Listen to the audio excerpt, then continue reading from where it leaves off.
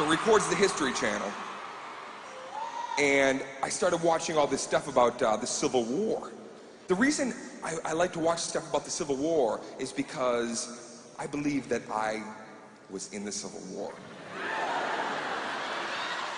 Like, no, I went to a clairvoyant one time, and she told me in a past life, she goes, you were in the Civil War. And I said, I feel this. Because when I watch programs about the Civil War, sometimes I feel like I know people. I'm like, there's James. Lloyd, I would know you, you fangle-tooth motherfucker. There you go. Go build that railroad.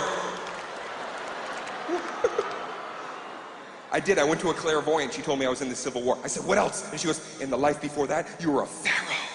I was a pharaoh. I was in the Civil War, and I was a pharaoh. That's not bad. I should put that shit on a resume. Going for a job. Not only am I good for upper management, I was a pharaoh. And I fought in the Civil War. I believe I won it, actually. I believe I won the Civil War, personally. Whenever I see those Civil War shows, they always have that little montage of photos, because they had cameras back then, but the camera was like a fucking birdhouse, and then there was like a stack and powder, and then that would explode and take somebody's eye out during the picture. You'd see him like this. They didn't know anything about smiling back then either, did they?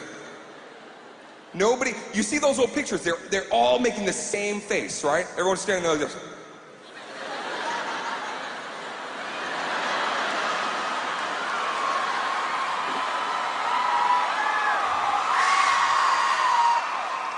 Were they getting ready for the picture? Like, okay, ready? All right, we're gonna take a picture. Everybody looks stoic and creepy.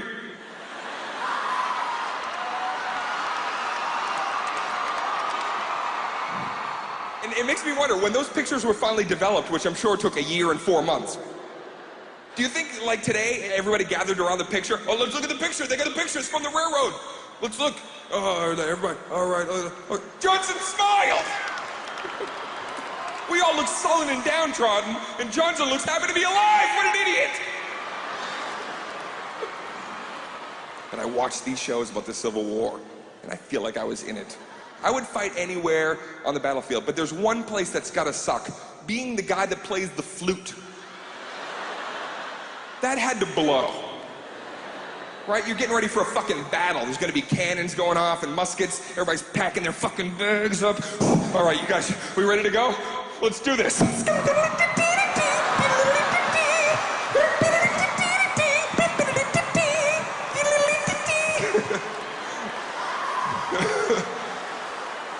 That flute guy was up front like, holy shit! I need a bayonet on the end of my flute. Can anybody hook me up? And the only thing that you have is you got one guy next to you on the drum, right? That guy on the drum, and he knows one beat.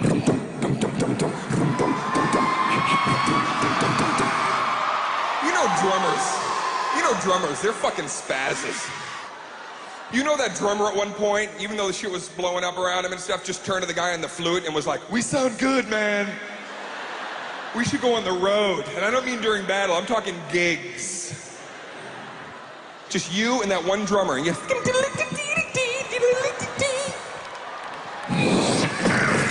A! Fuck! Oh, I'm shot! I'm fucking...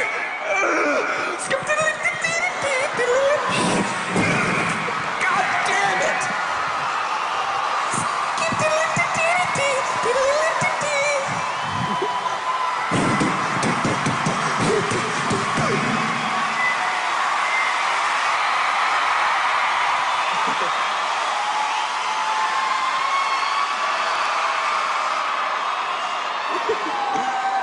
Oh, shit. Civil War. You're flicking through the channels, and you know you feel really fucked up when you see this. You just look, and there's a couple little kids. They're just sitting there playing in a puddle, sitting there playing with a tumbleweed back and forth. And at first you're like, oh, who are these kids? And then you're like, oh shit, these are the needy kids. And you're ready to change the channel, but you're like, I'll be a hypocrite. I have to at least watch the commercial. And those kids, they're so adorable, right? They're sitting there and they look into the camera.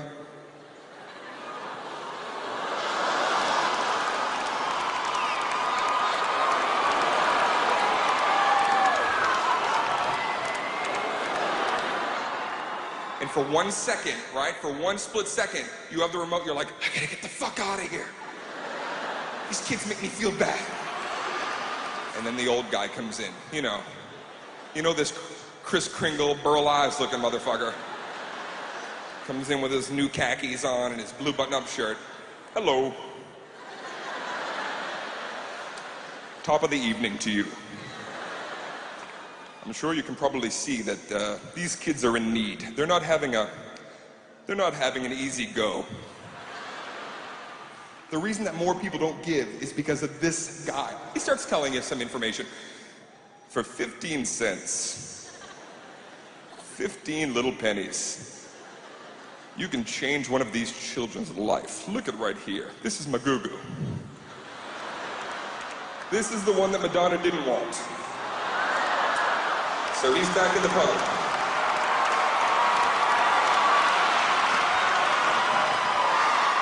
But he's a good little tyke. For 15 cents, you can fix his cleft lip and send him to Oxford. But you don't give. You don't give! You don't give! And I blame the old guy. I blame him. You know why? He's too nice. He's too sweet.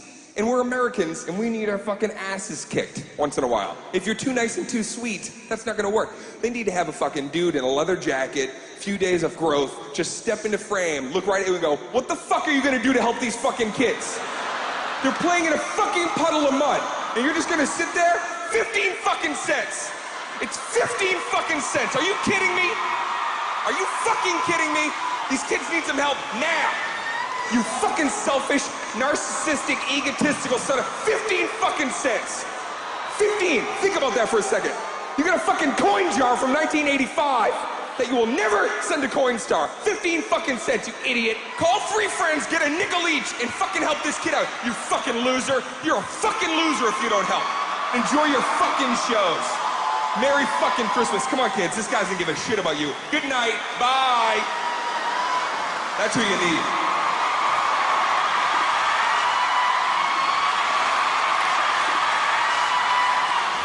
What they also need to do is take those little kids and put them in other stuff. They need to like CGI those kids into other shows that you're trying to watch. Yeah, while you're watching like a Will and Grace, that little kid, Magugu, needs to just walk into frame with a sign that says, remember me? Then leather jacket guy comes out, what the fuck are you doing? You've already seen this Will and Grace like 19 fucking times. Will and fucking Grace. She's sassy, he's gay. We know! 15 fucking cents. You fuck. Fuck you, viewer!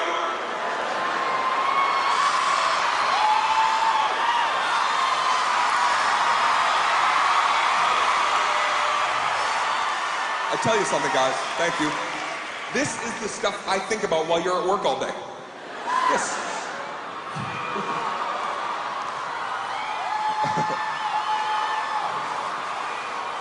I watched Oprah the other day. I didn't mean to watch Oprah. My TiVo wanted to watch Oprah, so apparently I need to watch Harpo for a little bit. I do watch Oprah, man. Oprah, it's fascinating. Harpo, she really entertains me. And here's why. There are 2 kinds of Oprah shows. 2. There's one show that is very exciting. When she's talking about gadgets, or she's gonna interview celebrities, you know that Oprah show starts off exciting. The theme music kicks in, big O, Oprah. And Oprah comes in on a fucking skateboard, high-fiving everybody, ollies off. And then she starts giving shit away. You know, she just likes to come on it. And every time she gives more and more shit, like bigger stuff. The other day she came and she goes, everybody here gets a school! You get a school! You get a school! You get a school! The whole audience is like, what am I gonna do with a fucking school? Everybody here gets a school with a school district and a full faculty! You get a school! Are you fucking kidding me? Everybody here gets humpback whales! You get a humpback whale, and you get a humpback whale. Everybody gets humpback whales! Harrison Ford is here! Harrison Ford is here! Fuck yes, Oprah. God damn it, she's giving away whales and flying around the audience on her jetpack.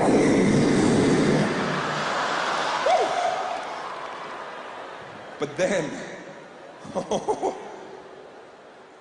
there's an entirely different Oprah show. Not so fun. Not so carefree. And then Oprah, she doesn't come in all silly. She doesn't come in through the stage like Michael Jackson on the Thriller tour. No. Oprah's just standing, her silhouette, that's all you see. And then a light illuminates Oprah. And then she just says it. Pedophiles. You could be a pedophile right now. You probably are a pedophile.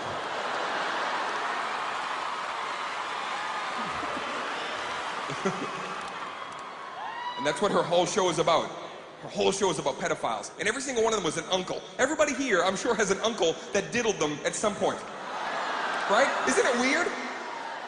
Everybody's got an Uncle Diddles that took you into a game closet somewhere and just batted your shit around for a minute and was like, what's this about? What's this about? And all you remember is laying there looking up at the game, sorry, risk, everything kind of pertained to what's happening.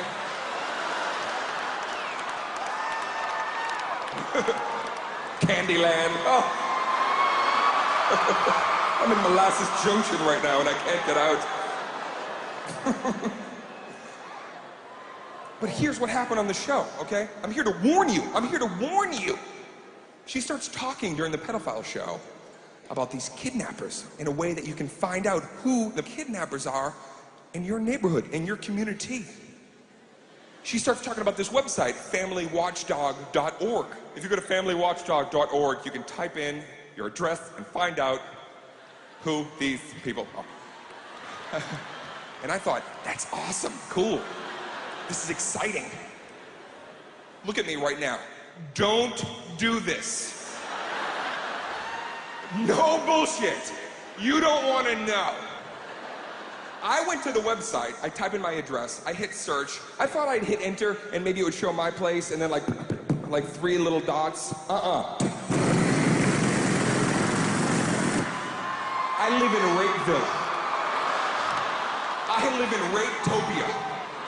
There were so many dots that you couldn't even see my house. My house had to push other dots out of the way. I'm here. I'm here. It scared the shit out of me. And it wasn't just red dots. There were so many different kinds of colors. It's like red rapist dots and then, pink pedophile dots and there's like light blue or rapists who overeat. It was like all kinds of weird combinations. A lot of the dogs were in my building. In my building.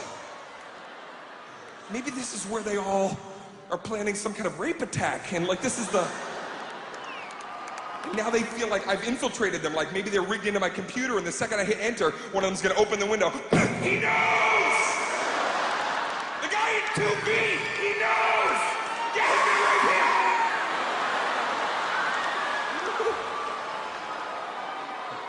here! Do not go to this site. You click on a dot and it shows you a little picture. And then under the picture, stats, like a rapist baseball card. And if you collect all 9 rapists, there's a puzzle on the back. There's a rickety van puzzle on the back with a clown holding a glass dildo.